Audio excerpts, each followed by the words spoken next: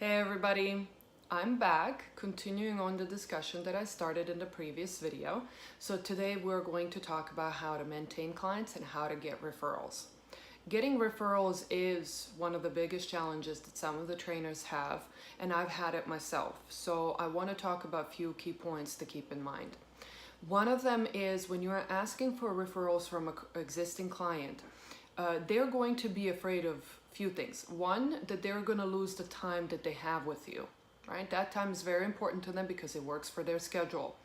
Two, they're afraid that your prices will change. So let's talk about the first one.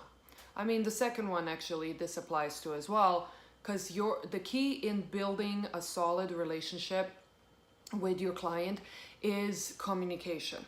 You have to talk to them, even if that conversation might not be pleasant for neither one of you, or might be pleasant for one. You want to have that conversation so that that channel of communication is open and they know that they can express themselves. So let's say a client tells you, well, I don't want to lose my slot. My recommendation to you is don't let them lose that slot. If you're filling in people that they're recommending to you, then fill them in other slots. If you have a conflict, find out if they want to do a group session, if they're friends per se. But if they don't want to do a group session, don't do it. If they have different goals and you simply can't fit that in, then figure it out. But don't abandon your original client because now they gave you 5 referrals, right? Don't always, my motto in what I do is always taking care of people, not just, going after the money. And I have been told before by people that I work with, that I consult in building my business, they always tell me it's quantity over quality. I can't get over that. I have always been after quality. So maybe I do things wrong, but the one thing that I will tell you is that if you're after the money, that will show in how many people you maintain. So if you want to build long-lasting relationships that will have a long-lasting impact on your clients, if you want to do good, then you want to take care of them. You want to be kind to them, you want to listen to them, and you want to adjust whatever you can adjust to make them happy. Again, you have to figure out what your priority is. My priority has always been people. Why? Because I'm in the business of making people feel better, do better in life, achieve bigger things.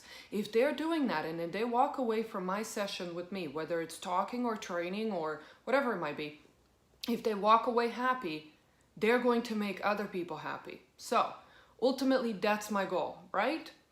But I'm going to give you the facts of what people have come back with when I interview them and I ask these questions. So basically I did a poll to find out why certain clients don't recommend individuals and don't stay with the trainer. So I've gotten a lot of information and I put it all together. So number one, they want to know, as I mentioned, they want to know that your time with them is going to stay. Number two is pricing. Now this is a tough one. We all decide how to handle our pricing when it comes to clients. And as our businesses grow and as they recommend more people to us, next thing you know, we want to raise prices and they're worried about losing you because now you're too expensive. So I've spoken to a couple of individuals that I very much respect who have done a great job in building their businesses. And I asked them how they handled existing clients, their loyalty clients, right? Loyal clients, I'm sorry. In when their prices went up. So every single one of them mentioned to me some sort of a discount. Let's call it a loyalty discount. One of my friends mentioned that, and I like it. If you tell your clients that they're going to get a loyalty discount as your prices are increasing, you have better chances of keeping them. Now, it is entirely up to you if you want to maintain their price, whatever they have been paying for a lifetime. That is something that I do, but I can't tell you to do that. That has to be your personal choice. I know a couple of other people who are doing well at doing that as well. We have our reasons, but keep in mind, you either keep the existing price with them forever, right? Your choice, or you give them a loyalty discount for a period of time and they know they're getting a loyalty discount. Keep in mind that even if you do give them a discount, they can go to someone else and get the price they were paying originally. So in the training business, that's a little tricky because there is a lot of us out there and there is a lot of good trainers out there. So if you want to keep them, you have to have something more to offer, right? So figure out if that's going to be pricing or something that you do, maybe the time that you dedicate to them. I don't know. 10-15 minutes on top of each session. There's many things you can do to separate yourself from others, right? But you have to figure that out. I can't answer that for you.